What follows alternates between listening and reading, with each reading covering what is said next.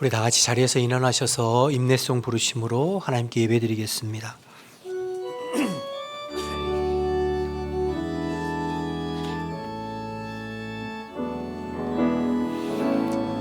하늘의 문을 여소서, 이곳을 주목하소서. 주를 향한 노래가 꺼지지 않으니 하늘을 열고 보소서. 이곳에 임재하소서. 주님을 기다립니다. 기도의 향기가 하늘에 닿으니 주여 임재하여 주소서.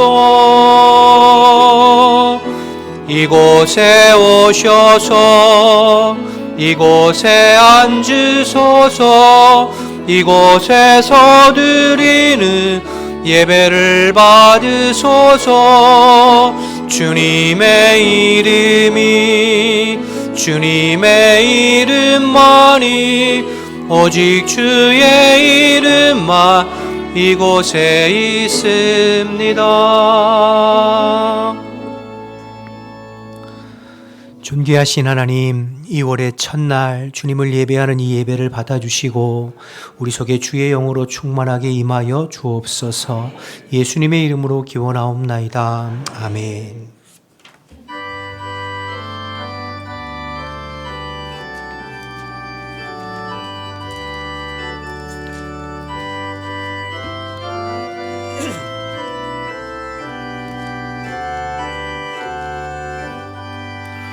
기뻐하며 경배하세. 영광의 주 하나님, 주 앞에서 우리 마음 피어나는 꽃 같아.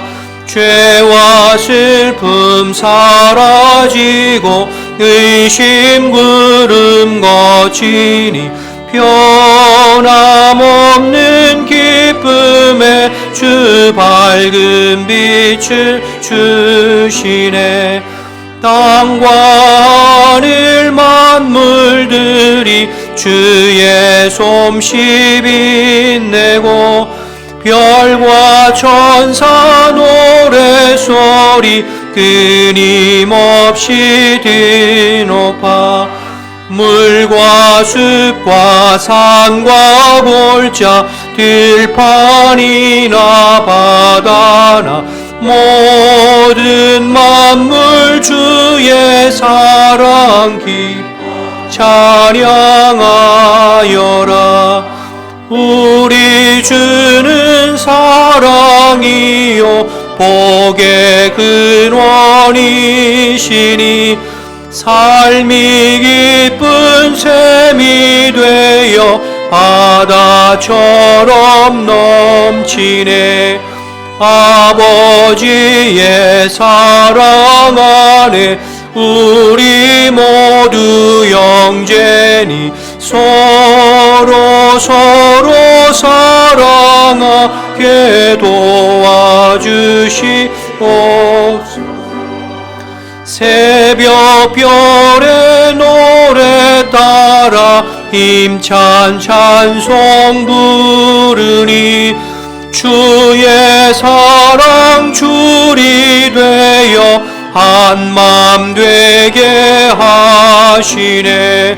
노래하며 행진하여 싸움에서 이기고 승전가를 높이 불러 주께 영광 돌리세. 아멘.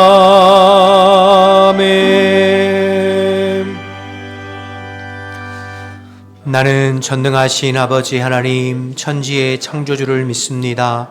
나는 그의 유일하신 아들 우리 주 예수 그리스도를 믿습니다.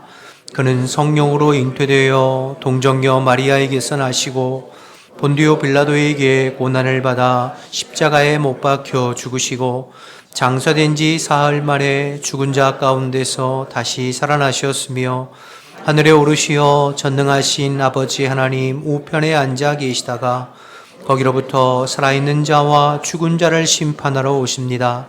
나는 성령을 믿으며 거룩한 공교회와 성도의 교제와 죄를 용서받는 것과 몸의 부활과 영생을 믿습니다. 아멘.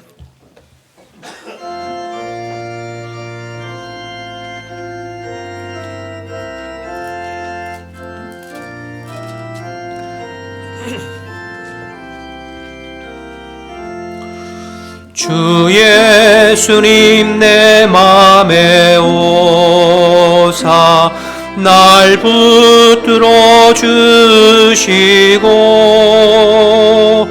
내 마음에 새 힘을 주사 늘 기쁘게 하소서. 사랑의 주 사랑의 주 내 마음속에 찾아오사 내 모든 죄 사시고 내 상한 맘 고치소서. 주 예수님 내 맘에 오사 내 소원 다하시고 내 무거운 짐 맡아주사 참 평안을 주소서. 사랑의 주 사랑의 주 내 마음속에 찾아오사 내 모든 죄 사시고 내 상한 맘 고치소서. 주 예수님 내 맘에 오사 날 정결케 하시고 은혜를 내 맘에 채워 늘 충만케 하소서. 사랑의 주 사랑의 주 내 마음속에 찾아오사 내 모든 죄 사시고 내 상한 맘 고치소서. 주 예수님 내 맘에 오사 내 길 인도하시고 주 성령을 내 맘에 채워 늘 충만케 하소서. 사랑의 주 사랑의 주 내 마음속에 찾아오사 내 모든 죄 사시고 내 상한 맘 고치소서.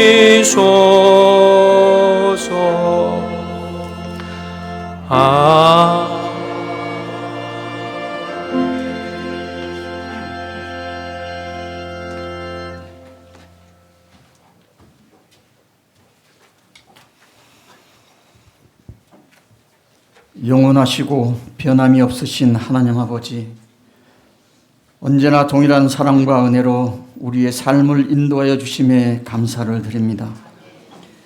감사로 나온 우리의 마음을 기억하여 주사 기쁘게 받아주시고 하나님 앞에 진심으로 예배하는 자들에게 하나님의 복을 허락하여 주시옵소서. 이 예배의 자리에 모인 자들 중에 그냥 왔다가 그냥 돌아가는 영혼 없게 하시고 한결같으신 주의 자비와 은혜를 모두가 체험할 수 있도록 도와주시옵소서. 하나님 아버지, 육신의 정욕과 안목의 정욕, 이생의 자랑 가운데 빠져있던 우리의 죄를 고백하오니 우리의 연약함을 불쌍히 여겨주시고 저희들을 용서하여 주시옵소서. 성령 하나님께서 우리와 날마다 동행하여 주사 사탄 마귀의 유혹으로부터 우리의 마음을 지킬 수 있도록 도와주시옵소서. 회개한 우리 영혼이 성령 충만함을 입고 살아가게 하시고 주의 말씀에 순종하며 살아갈 수 있도록 인도하여 주시옵소서. 은혜의 하나님 아버지, 우리 교회가 복음의 빛으로 무장하여 이 지역사회 가운데 한 줄기 빛이 되는 교회 되게 하여 주시옵소서. 또한 많은 사람에게 복음의 메시지를 전하고 주님 앞으로 인도하는 우리 교회가 될 수 있도록 인도하여 주시옵소서. 이를 위해 필요한 모든 물적, 인적 자원을 채워주시고 특별히 복음을 전할 능력과 담대하게 나아갈 수 있는 용기를 주셔서 주님의 사랑과 은혜를 더 많은 사람에게 전할 수 있도록 도와주시옵소서. 그리하여 하나님 나라 확장을 위해 쓰임받는 우리 교회가 될 수 있도록 함께하여 주시옵소서. 사랑의 하나님 아버지, 가정이 편안해야 교회 사역도 잘 감당할 수 있음을 고백합니다.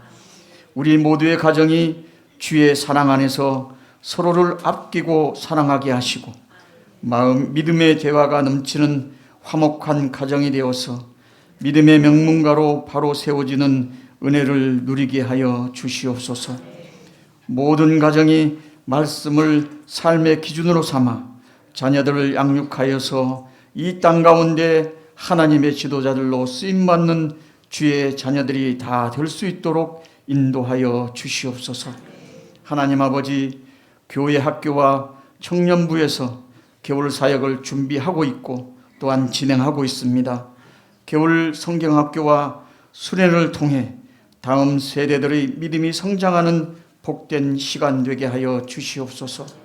우리 자녀들이 이번 겨울을 통해 주님을 인격적으로 만나는 시간이 되게 하시고 체험 있는 신앙이 되게 하여 주시옵소서. 그리하여 믿음이 자라나 어떤 상황에서도 흔들리지 않는 믿음의 사람들이 되게 하여 주시옵소서. 이 복된 사역을 준비하는 교육자와 선생님들에게 힘과 능력을 더하여 주셔서 이 사역을 잘 감당할 수 있도록 도와주시고 선생님들이 삶 속에서 살아낸 삶을 가지고 아이들을 앞에서 담대하게 하나님의 말씀을 가르칠 수 있도록 함께 하여 주시옵소서. 하나님 아버지, 말씀을 전하시는 김선인 담임 목사님께 성령의 능력을 채워주셔서 말씀의 능력이 나타나게 하여 주시고 말씀을 듣는 우리 모두 영혼이 새롭게 변화되는 은혜의 시간이 될 수 있도록 도와주시옵소서. 할렐루야 성가대가 찬양할 때 주의 전이 하나님의 영광으로 가득하게 하시고 하나님의 임재를 모두가 충만히 느낄 수 있도록 함께하여 주시옵소서. 예배를 위해 봉사하고 수고하는 손길들 위해 하나님의 특별하신 은혜와 사랑이 가득하게 채워 주시옵소서. 길이요 진리요 생명이신 우리 주 예수 그리스도의 이름으로 간절히 기도합니다. 아멘.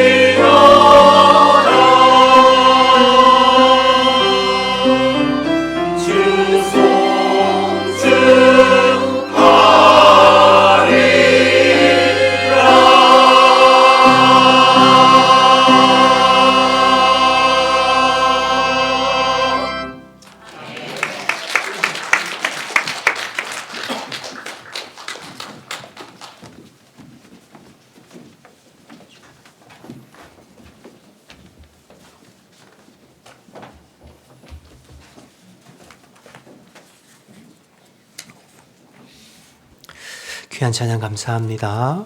교회 소식 전하겠습니다. 오늘은 월삭 주일로 지킵니다. 온가족 새벽 예배가 돌아오는 7일 토요일 오전 6시에 본당에서 있고 예배 후에 자녀들을 위한 안수기도가 있습니다.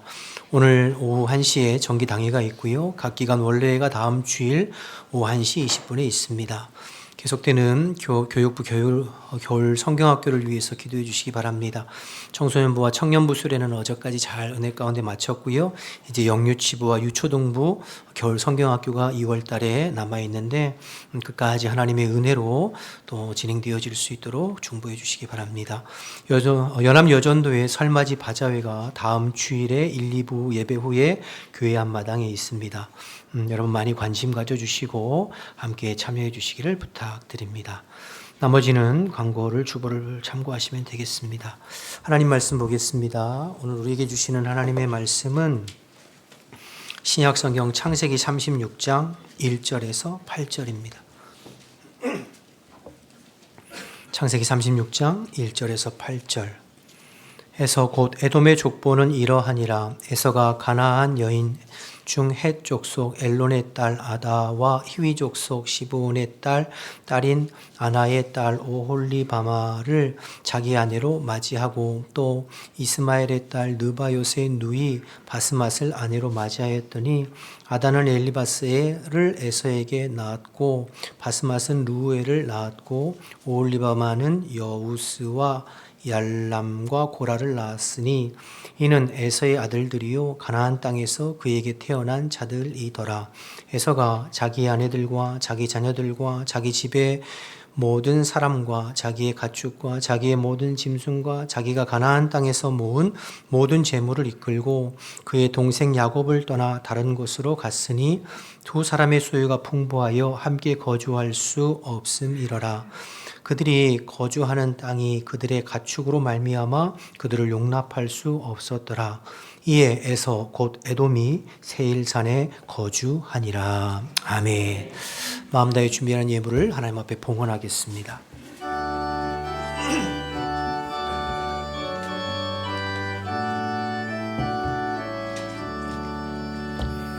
내게 있는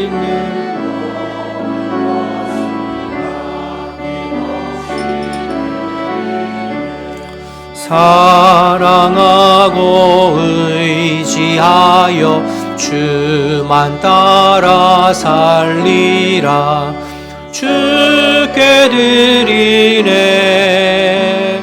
주께 드리네 사랑하는 구주 앞에 모두 드리네. 내게 있는 모든 것을 겸손하게 드리네. 세상 욕심 멀리하니 나를 받아 주소서. 주께 드리네 주께 드리네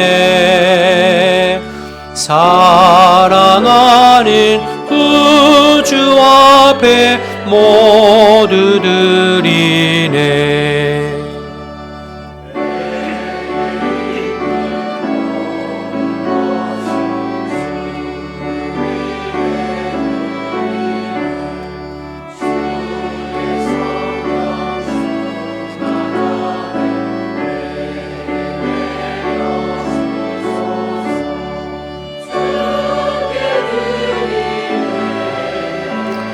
주께 드리네 사랑하는 구주 앞에 모두 드리네.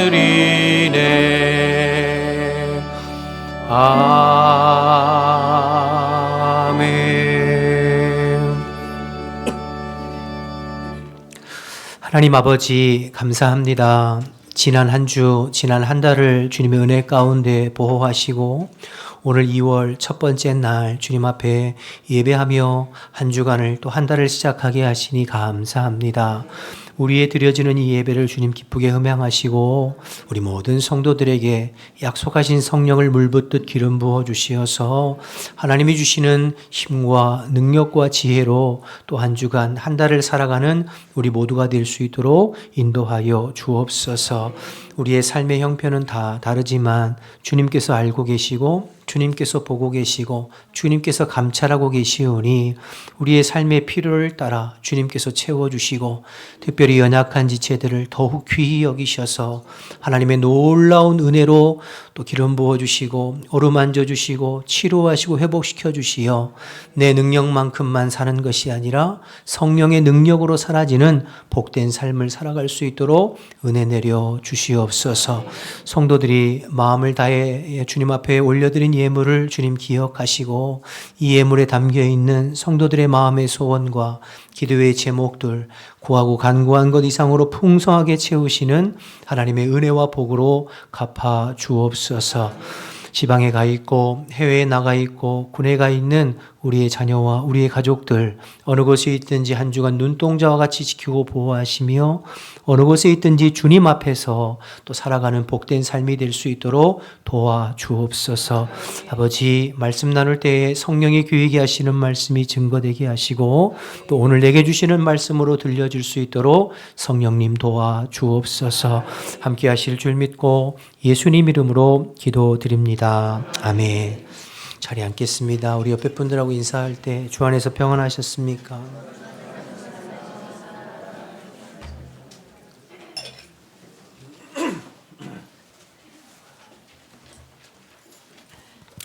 오늘 창세기 36장인데요. 창세기 36장에는 에서의 족보가 기록되어져 있습니다. 여러분 왜 갑자기 에서의 족보가 등장하는 걸까요? 우리가 지난주까지 야곱의 이야기를 계속 쭉 살펴보았습니다. 그리고 이제 37장부터는 요셉의 이야기로 이제 넘어가고 이어집니다. 근데 그 중간에 36장에 에서의 족보가 무려 43절이라고 되는 긴 족보가 기록되어져 있고 그래서 에서의 자손들 또 그를 통해서 태어난 왕들, 족속들이 쭉 기록되어져 있습니다. 이게 무슨 의미일까요? 에돔 족속들이 중요하기 때문에 기록해 놨을까요?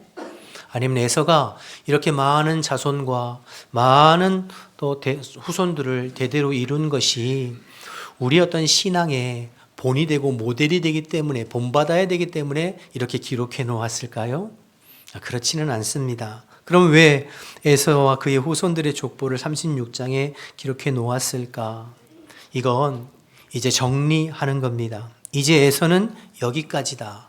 더 이상 성경의 에서와 그의 삶에 대해서 기록할 의미와 가치가 없다는 뜻입니다. 하나님의 구원의 계보에서 이제 에서는 제외되고 떨어져 나갔다는 것을 보여주기 위해서 에서의 족보를 지금 정리하고 있는 겁니다.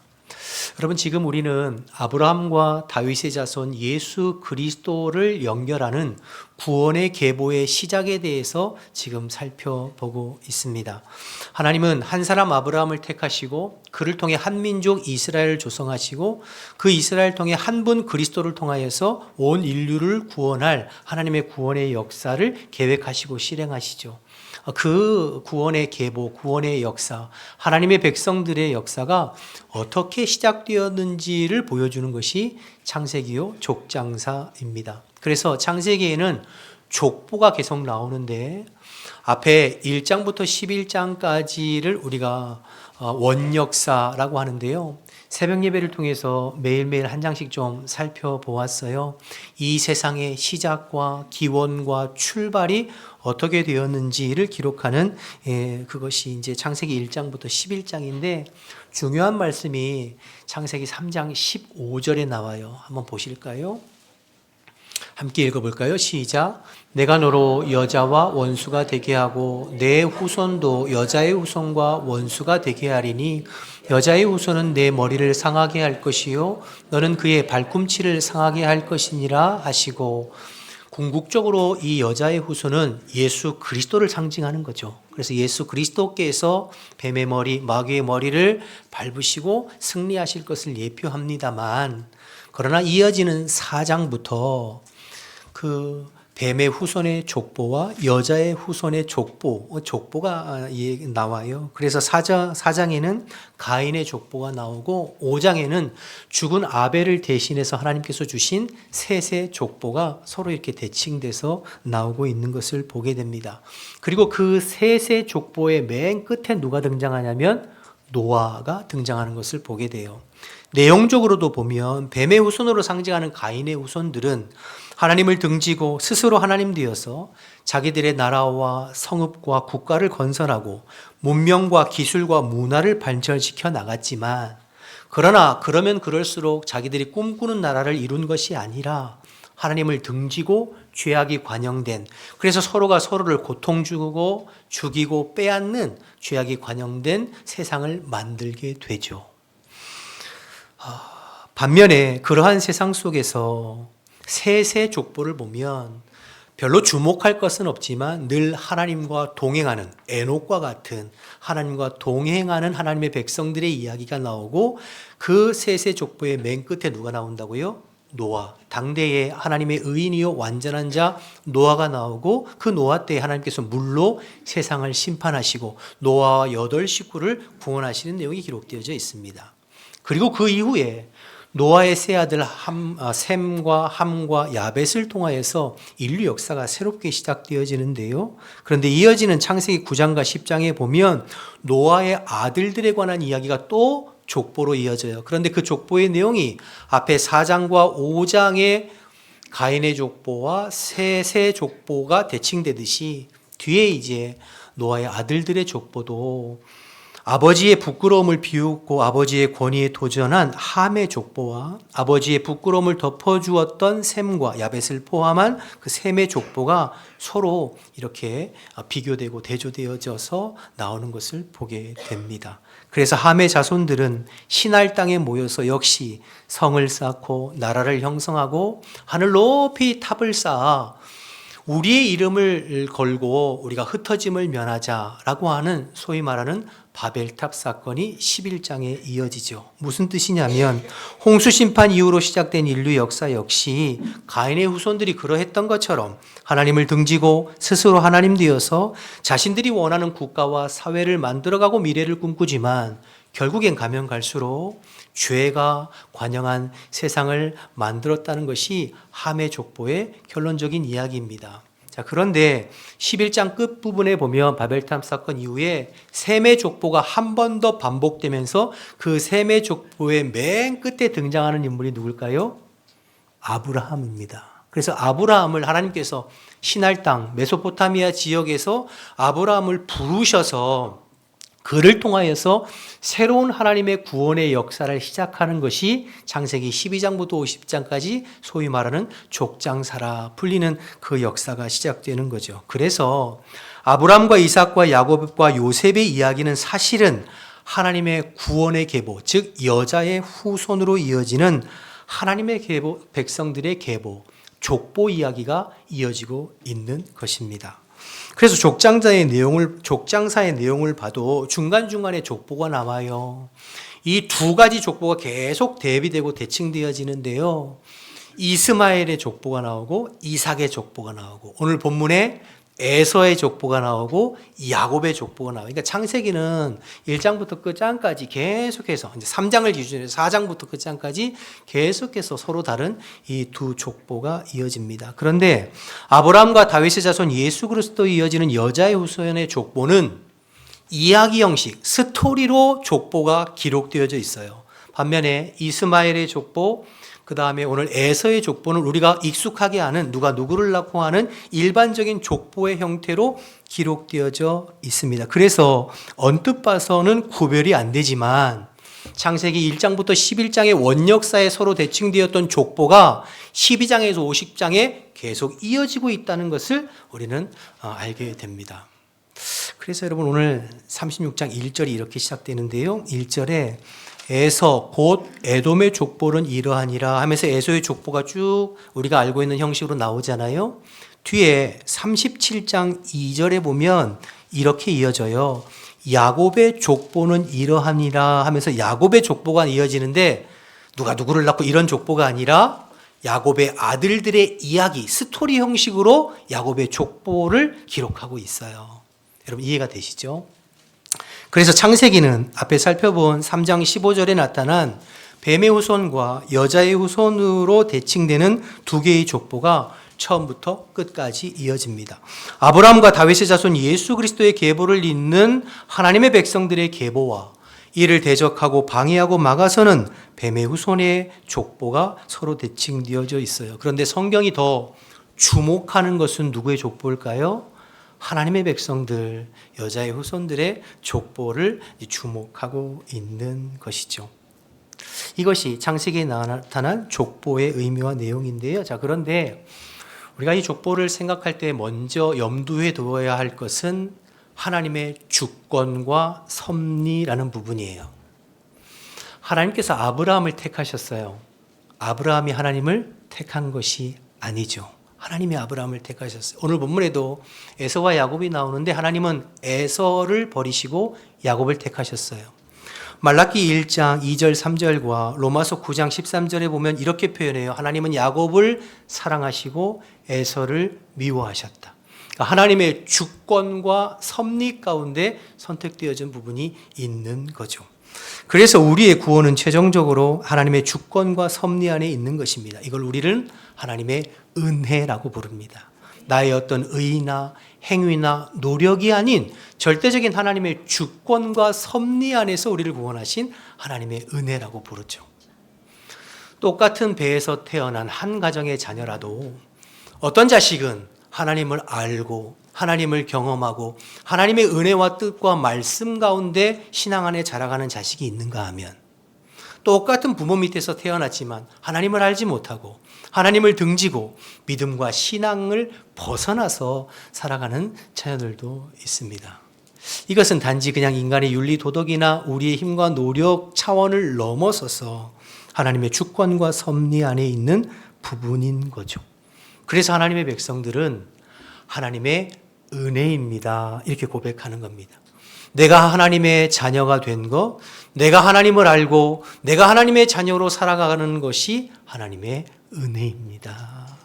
나의 모든 삶은 하나님의 은혜입니다. 이렇게 고백하는 거죠. 그리고 우리가 누군가를 위해서 중보할 때도 하나님 그 영혼에게 은혜를 베풀어 주옵소서. 하나님 그 영혼을 만나주세요. 찾아와 주세요. 은혜 주세요. 이렇게 기도하는 거죠. 그래서 이 모든 것이 하나님의 주권과 섭리다. 자, 그러면 모든 것이 하나님의 주권과 섭리 안에 있다면 우리는 아무것도 하지 않아도 되는가? 어차피 하나님의 주권과 섭리니까 나는 아무렇게나 살아도 어쨌든 하나님이 일하시니까 나는 아무것도 하지 않아도 마음대로 살아도 되는가? 그렇지는 않죠. 여러분, 하나님은 우리에게 자유의지를 주셔서 우리 스스로가 하나님의 말씀에 순종하고 하나님의 뜻 안에 거하는 삶을 살기를 원하시고 기뻐하세요. 그리고 그런 자의 삶을 하나님께서 은혜 베풀어 주십니다. 예를 들어 하나님께서 아브라함을 택하시고 부르셨어요. 그런데 그 하나님의 부르심에 믿음으로 반응하고 순종하는 것은 누구의 몫이죠? 아브라함의 몫이에요. 아브라함이 믿음으로 반응하고 순종하는 것이죠. 가인과 아벨, 함과 셈의 내용이 다 똑같습니다. 그러니까 큰 흐름에서 하나님의 주권과 섭리가 작용하고 있지만 그러나 한편으로는 하나님의 그 주권 앞에 내가 믿음으로 반응하느냐 그렇지 않느냐는 선택은 우리 자신에게 있는 것이고 그 선택에 따라 우리의 삶의 방향이 완전히 바뀌어진다는 것을 기억하셔야 됩니다. 그러니까 하나님의 주권과 인간의 자유의지 이것이 성경 안에 함께 들어가 있어요. 자, 오늘 에서와 야곱의 이야기인데요. 에서와 야곱은 쌍둥이입니다. 이삭의 쌍둥이 아들들이죠. 믿음의 가정에서 태어났습니다. 그런데 이 두 아들은 전혀 다른 선택과 전혀 다른 삶과 전혀 다른 길을 걷게 됩니다. 먼저 에서의 선택을 좀 살펴보면요. 오늘 5절 말씀을 먼저 보겠습니다. 5절을 보시면 오홀리바마는 여우수와 얄람과 고라를 낳았으니 이들은 에서의 아들들이요. 그 다음 뭐라고 그랬죠? 가나안 땅에서 그에게 태어난 자들이다. 에서의 아들들은 가나안 땅에서 태어났습니다. 즉 하나님의 언약과 약속이 있는 땅 안에서 태어났습니다. 그런데 에서와 그의 아들들은 결국 무엇을 선택해서 가느냐 하면 7절과 8절 말씀으로 가보시죠. 두 사람의 소유가 풍부하여 함께 거주할 수 없음이러라. 그들이 거주하는 땅이 그들의 가축으로 말미암아 그들을 용납할 수 없었더라. 이에 에서 곧 에돔이 어디를 선택해서 가요? 세일산에 거주했다. 에서는 세일산을 선택해 떠납니다. 여러분 이 본문을 가만히 읽어보면 앞에 창세기 13장에 아브라함과 조카 롯이 헤어질 때의 상황과 똑같습니다. 그 땅이 두 사람들을 소화할 수 없기 때문에 그래서 조카 롯이 어떻게 했죠? 자기 눈에 좋은 애굽 땅과 같고 여호와의 동산과 같은 소할 땅 소돔과 고모라를 그러나 죄악이 관영한 그 땅을 선택해 떠납니다. 그리고 아브라함은 어디에 머무냐면 하나님의 약속인 헤브론, 거칠지만 하나님께서 보게 하신 헤브론 땅에 머무는 것을 보게 되어지죠. 똑같이 결국 에서는 지금 마찬가지로 에서와 그의 아들들은 하나님의 약속의 땅 가나안에서 태어나서 살았지만 에서는 세일산을 향해서 약속의 땅 바깥을 향해서 지금 선택해 나가는 것을 보게 됩니다.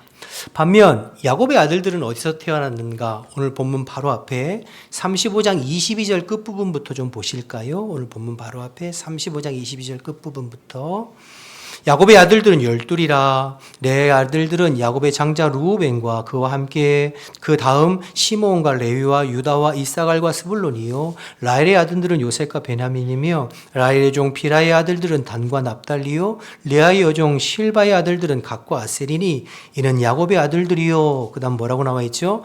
밧단 아람에서 그에게 낳은 자다. 야곱의 아들들은 어디서 태어났다고요? 밧단 아람, 하나님의 언약의 땅 바깥에서 태어났습니다. 이방 땅에서. 그런데 이 야곱의 아들들은 어디를 향해 지금 가고 있나요? 가나안 땅, 이 약속의 땅을 향해 들어오고 있어요. 35장 27절 계속 보시죠.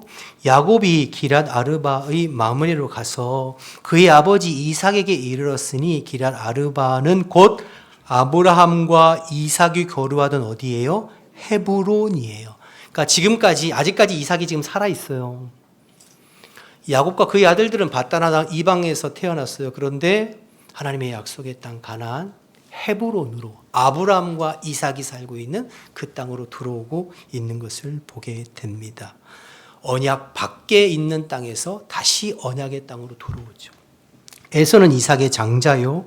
그의 아들들은 약속의 땅에서 태어났지만 결국 약속의 땅을 벗어나는 선택을 합니다. 하나님의 언약의 경계를 벗어나서 이방 땅을 선택해 가죠. 반면에 이 야곱은 이삭의 차자이고 그의 아들들은 밧단 아람에서 태어났지만 언약의 땅 밖에 있었지만 하나님의 약속의 땅 가나안 안으로 들어오는 선택을 하고 있습니다.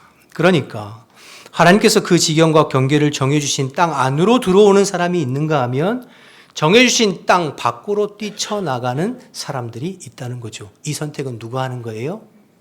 본인들이 하는 거죠. 여러분 이 부분을 좀 기억해 주시기 바랍니다. 룻기를 한번 생각해 보면 여러분 룻기의 내용이 뭔가요? 베들레헴 하나님의 약속의 땅에 엘리멜렉과 룻이라고 하는 하나님의 백성들이 있는데 그 언약의 땅을 박차고 모압 땅으로 나아가는 것이 룻기의 시작입니다. 그 모압 땅에 가서 10년 동안 그들의 모든 것을 다 잃어버리는 이야기로 시작되죠. 그런데 거기 머물면서 룻이라고 하는 여인을 만나는데 그 여인은 모압 여인이요 이방 여인입니다. 언약의 땅 밖에서 태어난 여인이에요. 그러나 그녀는 하나님의 언약 백성 되기를 결단하고 하나님과 하나님의 백성을 선택해서 가나안 땅으로 들어옵니다. 그리고 보아스를 만나고 다윗의 증조모가 되고 결국엔 다윗의 족보에 이름을 올리고 더 나아가서 예수님의 족보에 이름을 올리는 그런 은혜를 누리게 되는 것이죠. 그게 룻기의 내용입니다. 따라서 에서와 야곱 또 룻기를 통해서 알게 되는 것은 언약의 백성이 아니더라도 하나님의 언약의 말씀을 붙잡고 언약의 땅 안으로 들어오면 하나님의 구원의 족보에 편입되는 은혜를 베풀어 주신다는 것입니다. 반대로 언약의 땅 안에 태어났지만 언약의 땅을 벗어나는 사람들도 있는 거죠. 사실은 저와 여러분들은 언약의 땅 밖에서 태어난 사람들 아닙니까? 우리들은 언약의 자격이 없는 죄요. 그럼에도 불구하고 하나님께서 예수 그리스도의 십자가를 통해 새롭게 세워주신 그 언약을 붙잡고 하나님 언약 안으로 들어옴으로 말미암아 하나님의 백성이 되고 하나님의 생명책에 이름이 기록되어지는 여자의 후손, 영원한 하나님의 백성의 후손에 편입되어지는 저와 여러분이 되어진 줄로 믿습니다. 이것이 복음이요, 이것이 은혜인 거죠. 야곱의 아들들은 언약의 밖에서 태어났지만 언약의 안으로 들어오고, 에서의 아들들은 언약의 경계 안에서 태어났지만 경계 밖으로 뛰쳐나가는 삶. 그래서 그 족보는 오늘로 정리되고 하나님의 구원의 계보에서 이제 마무리되고 제어되어진다는 것을 보면서 저와 여러분이 서 있는 삶의 자리가 어디이고 우리는 무엇을 향하여서 지금 걸어가고 있는지를 스스로 점검하고 결단하는 저와 여러분 되시기를 주님의 이름으로 축복합니다.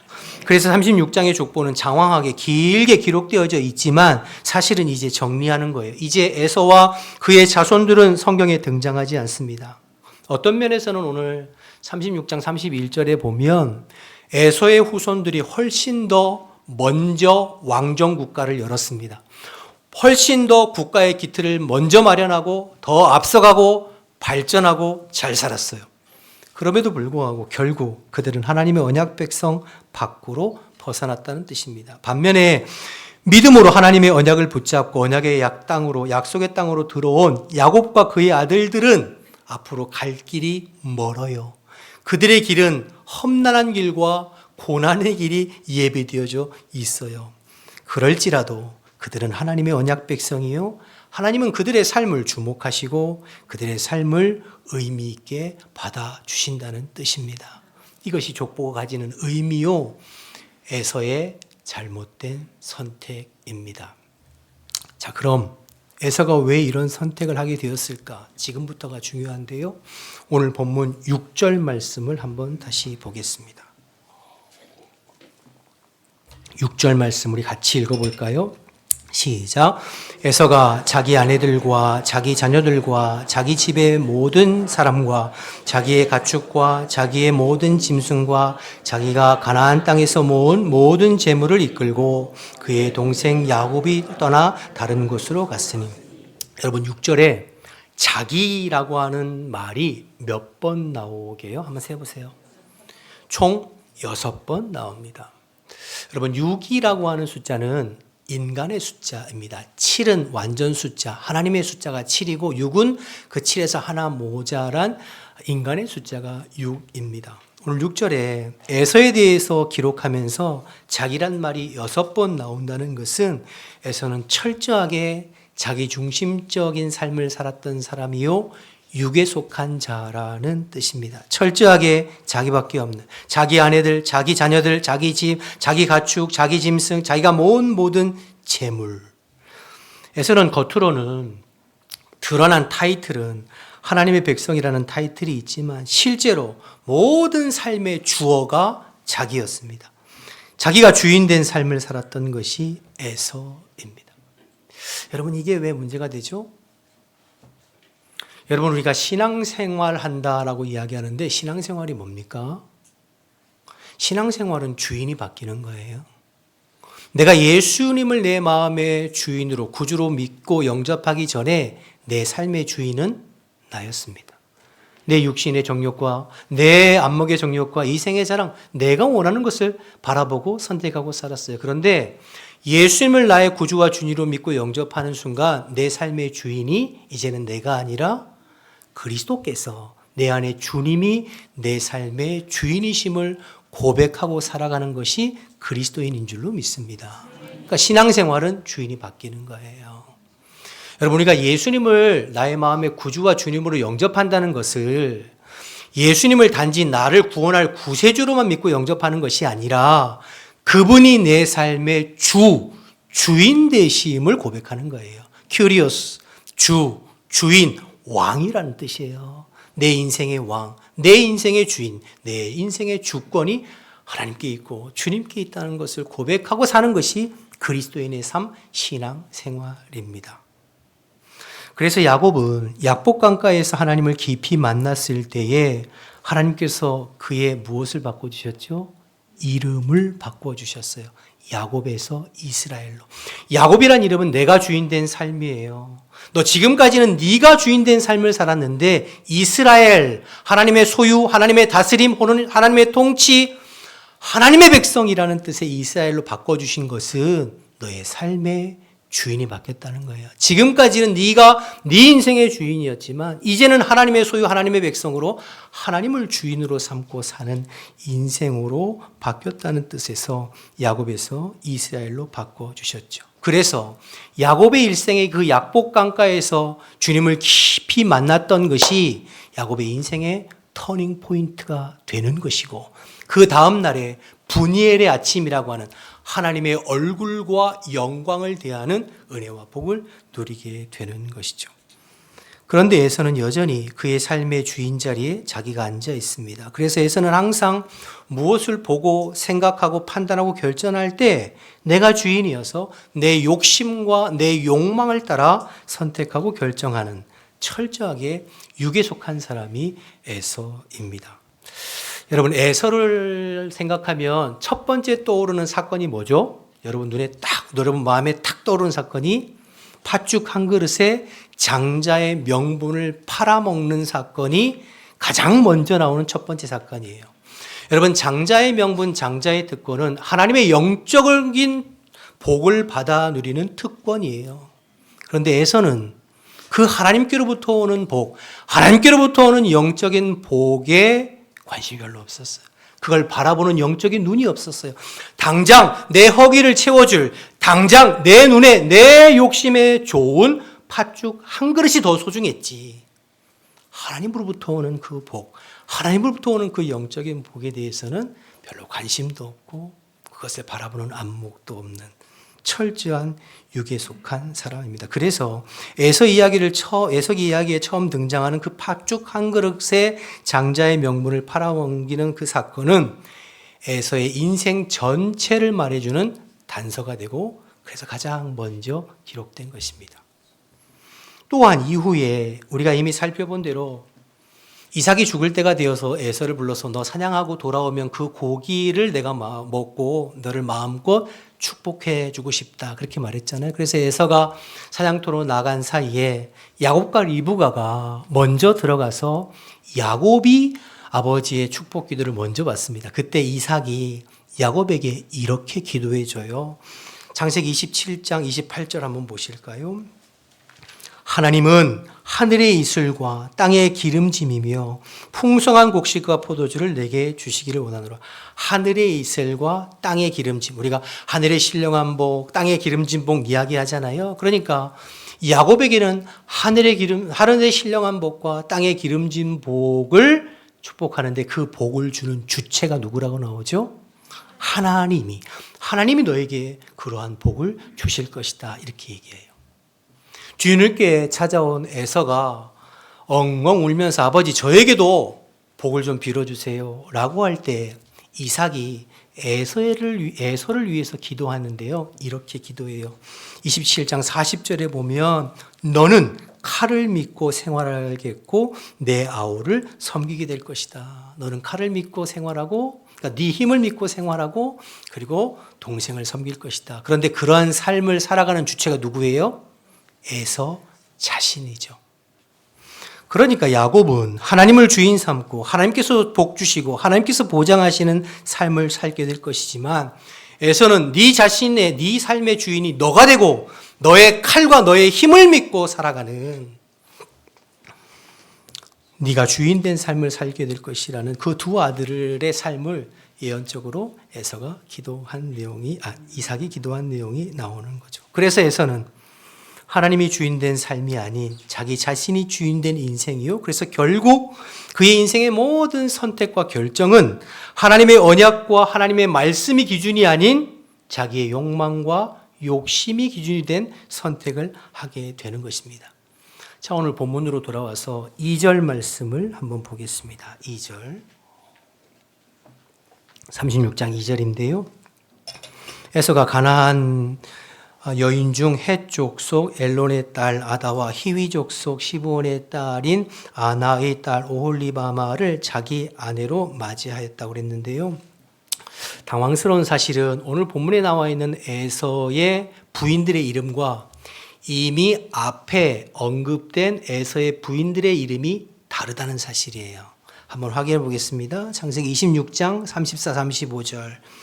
에서가 40세의 헷 족속의 부에리의 딸 유닛과 헷 족속 엘론의 딸 바스맛을 아내로 맞이하였더니 그들이 이삭과 리브가의 마음에 뭐가 됐다고요? 근심이 되었다. 여러분, 서로 이름이 전혀 다른데요. 그것에 대해서 성경학자들이 이런저런 해석을 이야기합니다만 공통적인 것이 두 가지예요. 첫째는 에서가 이방 결혼을 했다는 것이고, 둘째는 에서의 여자 문제가 복잡했다는 것입니다. 그러니까 에서가 이방 결혼과 여자 문제가 복잡한 것이 지금 그의 부모인 이삭과 리브가의 마음에 근심이 되었다는 거죠. 그리고 에서는 부모님이 그것을 탐탁치 않게 여긴다는 것을 알았어요. 그래서 그 부모의 마음을 기쁘게 하기 위해서 또 다른 여인을 선택해서 결혼하는데요. 그게 누구냐면 오늘 3절 보실까요? 3절 보면 또 이스마엘의 딸 느바요세 누이 바스맛을 아내로 맞이하였더니, 누구의 딸을 맞이했다고요? 이스마엘의 딸. 여러분, 이스마엘이 누군가요? 앞에 우리 족보 얘기했지만 하나님의 구원의 계보에서 벗어난, 아브라함이 하나님의 약속을 믿지 아니하고 하나님의 방법이 아닌 인간적인 자기 욕심과 욕망으로 인하여서 선택한 하갈의 몸에서 난 아들이 이스마엘이죠. 그래서 그 이스마엘로는 하나님의 구원의 씨가 연결되지 못하고 믿음의 아들인 이삭의 씨라야 약속의 자녀가 될 것이다 하면서 이스마엘을 그 집에서 쫓아내라고 하잖아요. 그런데 에서는 그 이스마엘의 딸을 또 선택해서 결혼합니다.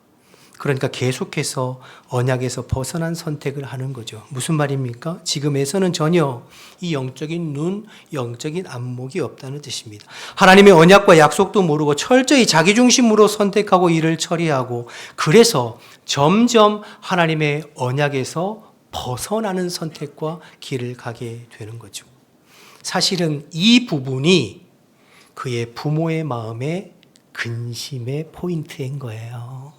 무슨 결혼을 어떻게 하고가 아니라 에서를 이삭과 리브가가 가만히 보니까 그가 생각하고 그가 추구하고 그가 선택하고 취하는 것이 하나님의 언약과 하나님의 말씀과 하나님의 뜻에 대해서 생각하고 선택하는 것이 아니라 철저하게 자기 욕심과 욕망과 자기 눈에 좋은 것들을 선택하고 취하는 그 에서의 모습이 이삭과 리브가의 마음에 근심이 되는 겁니다.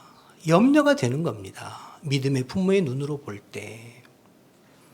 철저하게 자기가 주인된 삶으로 육의 생각으로만 생각하고 결정하는 선택으로 살아온 인생이 에서예요. 그래서 오늘 36장 8절에 결국 에돔이 세일산을 선택했다고 그랬잖아요. 여러분, 에돔은 불따는 뜻입니다.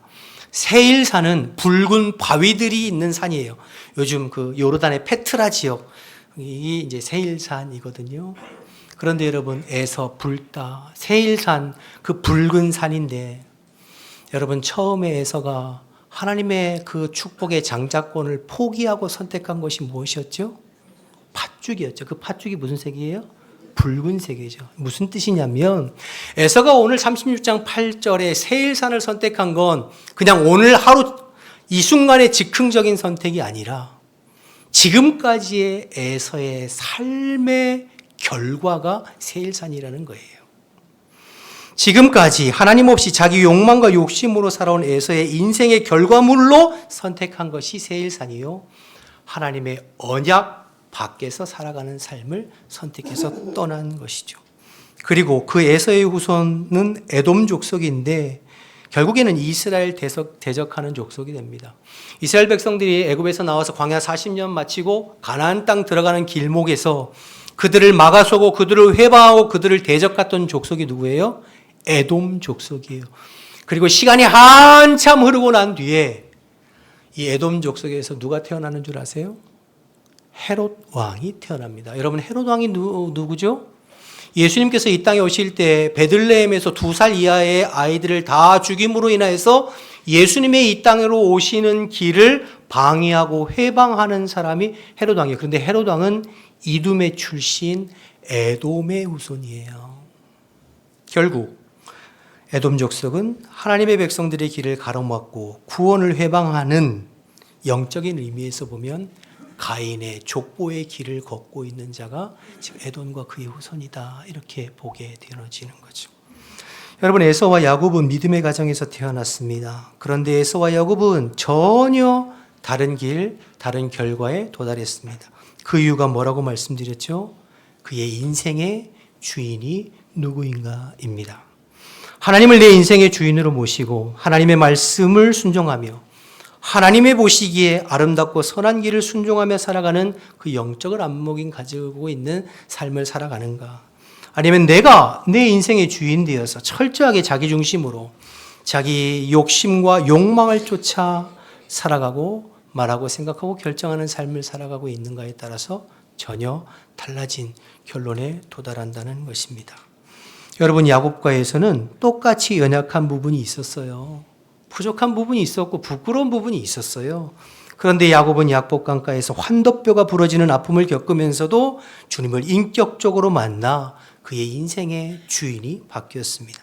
그래서 여전히 부족하지만 하나님께서 그의 삶을 선하게 인도해 주시고 아브라함과 이삭과 야곱으로 이어지는 믿음의 조상의 이름을 올리는 은혜를 누리게 됩니다.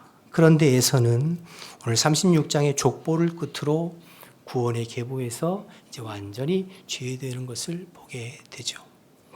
사랑하는 여러분, 눈을 뜨고 저를 보세요. 여러분의 삶의 주인은 누구십니까? 여러분의 삶의 주인은 누구십니까? 우리 하나님이시고 우리 주님이십니까? 아니면 여전히 여러분의 삶의 주인이 되어서 내 욕망과 욕심, 내 어떤 것으로 인하여서 살아가는 인생입니까? 여러분들은 언약을 향해 걸어가는 인생입니까? 아니면 언약의 경계 밖으로 자꾸 나가려고 하는 그러한 선택을 하고 있는 우리의 모습은 아닌지. 여러분, 그리스도께서 저와 여러분의 삶의 주인이시고 그리스도께서 저와 여러분의 삶의 주권자이심을 믿음으로 고백하는 우리 모두가 되시기를 주님의 이름으로 축복합니다.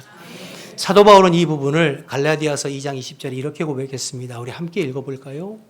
함께 있으면 시작. 내가 그리스도와 함께 십자가에 못 박혔나니 그런즉 이제는 내가 사는 것이 아니요 오직 내 안에 그리스도께서 사시는 것이라.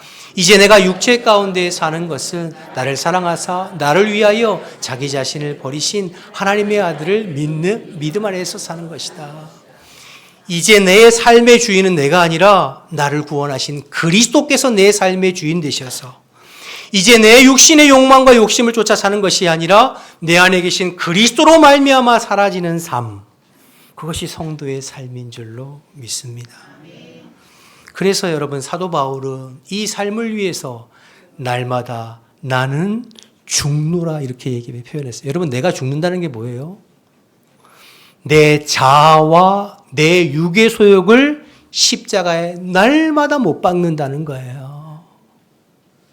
내가 내 욕망과 내 욕심만이 아니라 내 자아와 내 육의 소욕을 날마다 십자가에 못 박고 내 안에 주인 되신 그리스도로 말미암아 생각하고 소망하고 판단하고 결정하는 삶, 그것이 성도의 삶이에요. 예수님께서도 누가복음 9장 23절 이렇게 말씀하셨어요. 같이 읽어볼까요? 시작. 또 무리에게 이르시되 아무든지 나를 따라오려거든 자기를 부인하고 날마다 제 십자가를 지고 나를 따라. 자기를 부인한다는 게 뭡니까? 내 자아와 내 육의 소욕을 십자가에 못 박고 주님 맡겨주신 사명을 위해서 오늘도 묵묵히 걸어가는 삶, 그것이 그리스도인 성도의 삶인 줄로 믿습니다. 십자가를 예수님만 십자가에 달려 돌아가시고 끝나는 십자가가 아니라 날마다 내 자아와 내 육의 소욕을 십자가에 못 박고 주님께서 기뻐하시는 삶을 살아가려고 힘쓰고 애쓰는 것, 그것이 성도의 삶입니다. 그래서 우리의 모든 생각과 말하고 행동하고 선택하는 것이 당장 내 눈앞에 보이는 어떤 이익이나 육의 소욕으로 선택하는 것이 아니라 하나님의 말씀이 기준이 되고 언약이 기준이 되고 하나님께서 기뻐하시는 것을 선택하는 삶, 하나님의 말씀으로 동행하고 동역하는 삶, 그것이 주님께서 인정하시는 삶이요, 결국에는 그 삶을 하나님께서 복되게 하시는 줄로 믿습니다. 오늘 에서의 족보를 통해서 살펴본 야곱과 에서의 삶, 하나님이 주인 되어 주시고 하나님께서 보장하시는 하나님의 백성들의 계보의 삶과 그 반대편에 있는 사람들의 삶의 모습을 보면서 내 삶의 주인은 누구이고 나는 지금 어느 방향으로 걸어가고 있는가를 살펴 이제 내가 사는 것이 아니라 내 안에 그리스도로 말미암는 삶을 위하여 매일매일 십자가의 내 자아와 육의 소욕을 못 받고 그리스도께서 우리에게 주시는 마음으로 하루하루를 주님과 동행하고 동역하는 복된 삶을 살아가는 우리 모든 성도들이 다 되시기를 주님의 이름으로 축복합니다. 기도하겠습니다. 하나님 아버지 감사합니다. 오늘 주의 말씀을 통해서 우리의 삶을 다시 비춰보게 하시니 감사합니다. 에서와 야곱의 인생을 통해서 우리의 인생의 방향을 결정하는 것이 무엇인지를 깨닫게 하시니 감사합니다. 우리는 종종 하나님의 언약보다 눈에 보이는 것에 마음을 빼앗기고 영원한 것보다 당장의 유익을 붙잡고 살아왔음을 고백합니다. 말로는 주님을 믿는다고 하지만 우리의 삶의 자리에 여전히 내가 주인 되어져서 앉아 있었음을 고백하오니 주님 저희들을 불쌍히 여기시고 용서하여 주시옵소서. 이제는 내가 사는 것이 아니요 내 안에 그리스도께서 사는 삶 되어지기를 원합니다. 내 생각, 내 욕심과 내 계획 가지고 사는 것이 아니라 주님께서 주인 되시는 주님이 기뻐하시는 주님의 뜻을 따라 살아가는 저희들 될 수 있도록 하나님이 인도하여 주옵소서. 에서처럼 언약의 경계를 벗어나는 선택이 아니라 야곱처럼 룻처럼 하나님의 언약을 붙잡고 믿음으로 살아가는 저희들의 선택이 되게 하시고 당장의 평안함보다 주님이 기뻐하시는 길을 걸어갈 수 있는 이 영적인 눈과 영적인 분별력을 저희들이 허락하여 주시옵소서. 날마다 십자가 앞에 나를 부인하고 내 자아와 내 육의 소욕을 십자가에 못 박고 주님의 제자로 살아가게 하시고 우리의 가정과 우리의 삶과 우리의 미래를 주님 손에 올려드리며 언약 안에 거하는 주의 백성으로 이 믿음의 길을 끝까지 살아가는 은혜를 허락하여 주시옵소서. 그렇게 도와주실 줄 믿고 예수님의 이름으로 기도드립니다. 아멘. 다 같이 일어나셔서 결단 찬양 부르고 축도하고 마치겠습니다.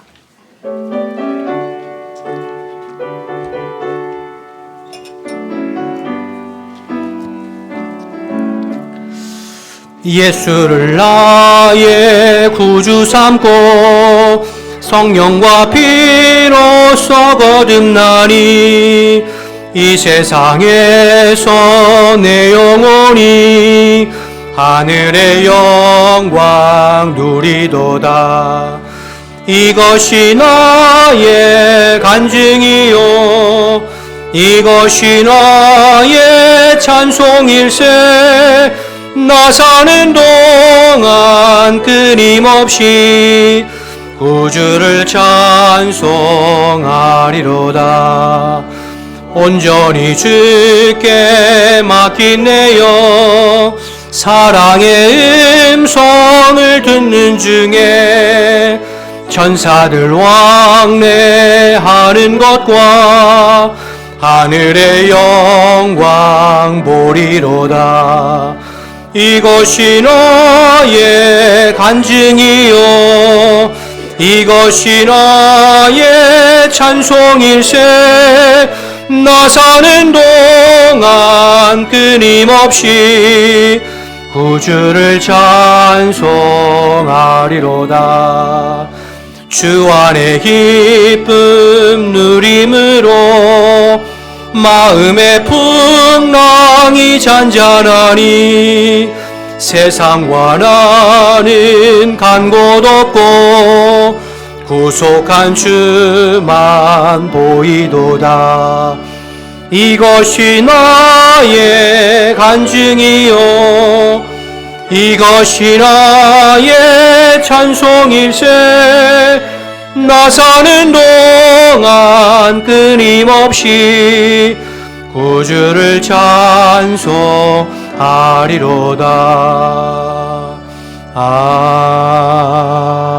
아멘. 이제는 우리 주 예수 그리스도의 은혜와 하나님 아버지의 크신 사랑과 성령의 교통하심이 그리스도를 내 삶의 주인으로 모시고 하나님의 백성의 대열에서 살아가기를 결단하는 우리 모든 성도들의 심령과 삶과 가정 가운데 지금부터 영원토록 함께 하시기를 간절히 축원하옵나이다. 아멘.